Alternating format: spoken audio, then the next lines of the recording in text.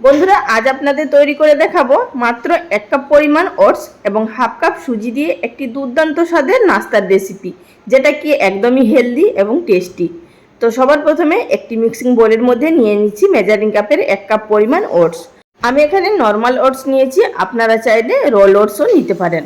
সেই কাপেরই মাপ করে দিয়ে দিলাম হাফ কাপ পরিমাণ সুজি, আর দিয়ে দিচ্ছি এখানে সেই কাপেরই মাপ করে 1 কাপ পরিমাণ জল।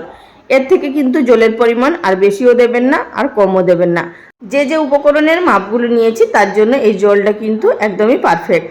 তো তিনটে উপকরণকে খুব ভালোভাবে মিশিয়ে নিলাম। যেহেতু এখানে ওটস ব্যবহার করা হয়েছে, তো খুব বেশি সময় লাগবে না ভিজতে, মাত্র 10 মিনিট ঢাকা দিয়ে রেখে দিলেই কিন্তু খুব সুন্দরভাবে ভিজে ফুলে উঠবে। তো এবার মিশিয়ে নেওয়ার পর এটিকে ঢাকা দিয়ে রেখে দিচ্ছি 10 মিনিট মতো। তো এটিকে 10 মিনিট মতো ঢাকা দিয়ে রেস্টে রেখে দিয়েছিলাম। 10 মিনিট পর ঢাকাটা তুলে নিচ্ছি। এবার আপনাদের দেখিয়ে দিচ্ছি, আগের তুলনায় কিন্তু অনেকটাই শুকনো হয়ে গেছে। তো আশা করি দেখে বুঝতে পারছেন যে কতটা ঘনত্ব হয়ে গেছে। ওটস এবং সুজি সম্পূর্ণ জলটা টেনে নিয়েছে। আবারও একটু ভালোভাবে মিশিয়ে নিচ্ছি। তো এবার এর মধ্যে কিছু জিনিস এড করছি। দিয়ে দিলাম প্রথমে স্বাদ মতো নুন, দিয়ে দিচ্ছি হাফ টিস্পুন পরিমাণ গোটা জিরে। অবশ্যই জিরে ব্যবহার করবেন, এতে করে খুব সুন্দর ফ্লেভার এবং টেস্টও আসবে। এখন এর মধ্যে দিয়ে দিচ্ছি 1 টিস্পুন পরিমাণ সাদা তিল। তিলটা আমাদের শরীরের জন্য কতটা উপকারী সেটা আপনারা সবাই জানেন, আর তিলটা দেওয়ার কারণে ভীষণই সুন্দর টেস্ট আসবে। দিয়ে দিলাম 1/4 টিস্পুন পরিমাণ হলুদের গুঁড়ো, এটি কিন্তু সম্পূর্ণ অপশনাল। এবার দিয়ে দিচ্ছি এর মধ্যে স্বাদ মতো লঙ্কার গুঁড়ো। এখানে কিন্তু কাঁচা লঙ্কাও পরে ব্যবহার করব, তো ঝালটা আপনারা নিজেদের টেস্ট অনুযায়ী দেবেন। এবার এর মধ্যে দেব বেশ কিছু সবজি, যেমন নিয়েছি তার মধ্যে কিছুটা পরিমাণ ক্যাপসিকাম কুচি, ধনেপাতা কুচি, কাঁচা লঙ্কা কুচি আর গাজর কুচি। সমস্ত উপকরণগুলো ছোট ছোট টুকরো করে কেটে নিয়েছি। আপনারা চাইলে গ্রেট করেও নিতে পারেন গাজরটা। আর এছাড়াও আপনারা আপনাদের পছন্দ মতো সবজি ব্যবহার করতে পারেন। এই নাস্তাগুলোর মধ্যে যতটা বেশি পরিমাণে আপনারা সবজি ব্যবহার করবেন ততটাই কিন্তু হেলদি হবে। এবার সমস্ত উপকরণগুলোকে খুব ভালোভাবে মিশিয়ে নেব।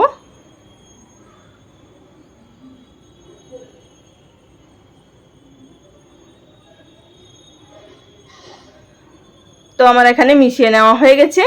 এবার এর মধ্যে অ্যাড করে দেব 1/4 টিস্পুন পরিমাণ বেকিং সোডা। অবশ্যই কিন্তু সামান্য পরিমাণ দেবেন, খুব বেশি দেবেন না। আর এটিকে অ্যাক্টিভ করার জন্য দিয়ে দিচ্ছি 1 টিস্পুন পরিমাণ লেবুর রস। অবশ্যই কিন্তু লেবুর রসটা ব্যবহার করবেন, এতে করে খুব ভালো চটপটা একটা টেস্টও আসবে এবং খুব তাড়াতাড়ি বেকিং সোডাটা কিন্তু অ্যাক্টিভ হয়ে যাবে। আবার এটিকে ভালোভাবে ফেটিয়ে মিশিয়ে নেব। আর এই বেকিং সোডাটা দেওয়ার কারণে ভেতর থেকে খুব ভালোভাবে সফট তৈরি হবে এবং বাইরে থেকে ক্রিস্পি তৈরি হবে। আর বন্ধুরা এছাড়াও কিন্তু বিভিন্ন ধরনের নাস্তার রেসিপি বা হেলদি নাস্তার রেসিপি আপলোড করা আছে, আপনারা চাইলে দেখে নিতে পারেন। সেই সমস্ত রেসিপিগুলো আপনাদের ভালো লাগতে পারে। বা ওটস দিয়েও বিভিন্ন ধরনের রেসিপি আপলোড করা আছে। আর এখানে আপনারা আশা করি দেখে বুঝতে পারছেন ব্যাটারের ঘনত্বটা কিন্তু একটু গাঢ়ই আছে। আর সবশেষে দিয়ে দিলাম সামান্য পরিমাণ গোলমরিচের গুঁড়ো। গোলমরিচের গুঁড়োটা দিতে ভুলে গেছিলাম, তাই এই পর্যায়ে দিয়ে দিলাম। আর আপনারা যখনই মশলার গুঁড়োগুলো ব্যবহার করবেন সেই পর্যায়ে কিন্তু দিয়ে দিতে পারেন। এবার কিন্তু ব্যাটারটি রেস্টে রাখবো না, চলে যাব সরাসরি নাস্তাগুলো তৈরি করার পদ্ধতিতে। গ্যাসের উপরে একটি প্যান বসিয়ে দিয়েছি, তার মধ্যে দিয়ে দিচ্ছি 1 চামচ পরিমাণ ঘি। আপনারা চাইলে এটিকে সর্ষের তেল বা রিফাইন্ড তেল দিয়েও বা বাটার দিয়েও করতে পারেন। তো যেহেতু আমি এখানে হেলদিভাবে তৈরি করছি তাই এখানে ঘিটা ব্যবহার করলাম। আর যারা ডায়েট করছেন তাদের জন্য কিন্তু এই রেসিপি একদমই পারফেক্ট। তো তাওয়াটা ভালোভাবে গরম হয়ে যাওয়ার পর এবার এক হাতা করে ব্যাটারের মধ্যে দিয়ে নেব।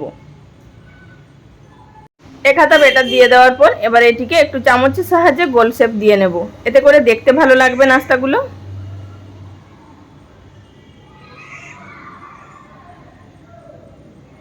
তো একই রকমভাবে বাদ বাকি যে কটা ধরছে প্যানের মধ্যে দিয়ে নেব। আমি এখানে এক একটা বেছে 3টে করে তৈরি করছি। আপনারা চাইলে এখানে সাইজে আর একটু বড়ও করতে পারেন বা এর থেকে আরও একটু ছোটও করতে পারেন।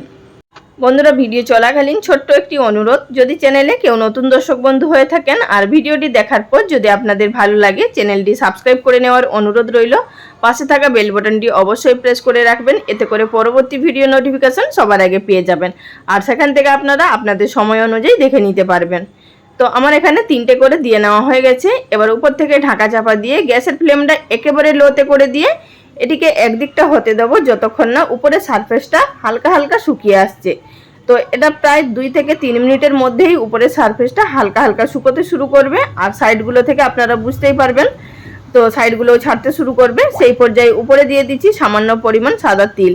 এতে করে যখনই আমরা নাস্তাগুলো উল্টো দিকে উল্টে ভাজবো তখন এইগুলো যখনই মুখে পড়বে খেতে ভীষণ টেস্টি হবে এবং মুচমুচেও হবে।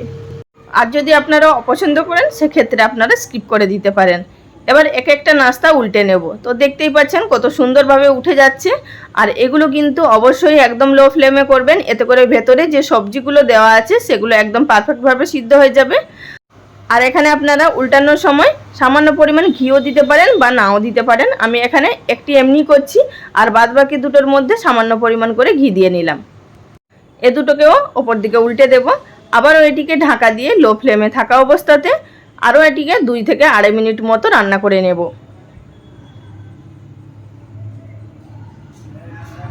তো ফিরে এলাম 3 মিনিট পর।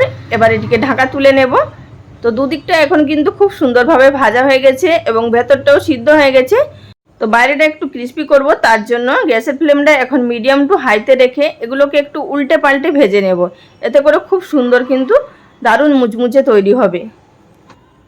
এগুলোকে উল্টে পাল্টে খুব সুন্দরভাবে সেঁকে নিয়েছি। এবার এগুলোকে তুলে নেব। তো দেখেই বুঝতে পারছেন কতটা সুন্দরভাবে তৈরি হয়েছে। আর বন্ধুরা বিশ্বাস করুন খেতেও কিন্তু দুর্দান্ত লাগে। এগুলো আপনারা বাচ্চাদের জন্য বা বড়দের জন্য অফিস স্কুলের টিফিন বক্সেও কিন্তু দিয়ে দিতে পারেন। এগুলো কিন্তু দুটো করে খেলেই অনেকক্ষণ ধরে পেটটা ভরা থাকে। আমার কথাই নয়, আপনারা নিজেরাই একবার বানিয়ে খান, খেয়ে আমাকে কমেন্ট করে জানাবেন আপনাদের কেমন লেগেছে।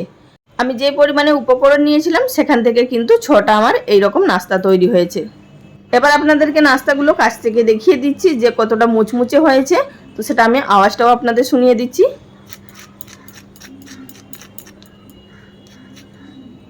আশা করি আপনারা আওয়াজটা শুনেই বুঝতে পারছেন যে কতটা মুচমুচে তৈরি হয়েছে। ভেতর থেকে কিন্তু সমস্ত সবজিগুলো সিদ্ধ হয়ে গেছে এবং বাইরে থেকেও মুচমুচে। এগুলো কিন্তু বিশেষ করে বাচ্চারা ভীষণই পছন্দ করবে। আর এই নাস্তাগুলো খাওয়ার জন্য এর সাথে টমেটো সস বা যে কোনো চাটনি দিয়ে আপনারা পরিবেশন করতে পারেন বা শুধুও খেতে খুব ভালো লাগে। তো বন্ধুরা রেসিপি কেমন লাগলো অবশ্যই লাইক কমেন্ট করে জানাবেন।